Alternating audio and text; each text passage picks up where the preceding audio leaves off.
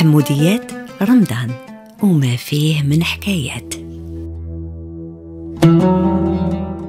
شكون اللي ما سمعش بعبارة السليمة تاع الحيط؟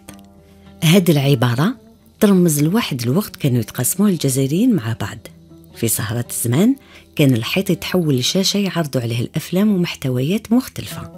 هاد العادة ماشي جديدة وتولي في التاريخ للقرن الماضي، وين لحقت حتى للمدن والقرى والأرياف. هذاك الوقت الناس ما كانش عندهم كامل تلفاز، كانوا يستعملوا الراديو، والتلفاز كان حاجة جديدة عليهم.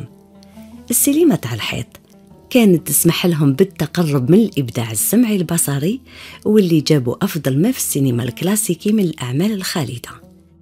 اليوم السينما تاع الحيط عاودت رجعت بصفة عصرية، وين نشوفوا مشاغل الأفلام، نشوفوا تاني الرياضة والأحداث الثقافية.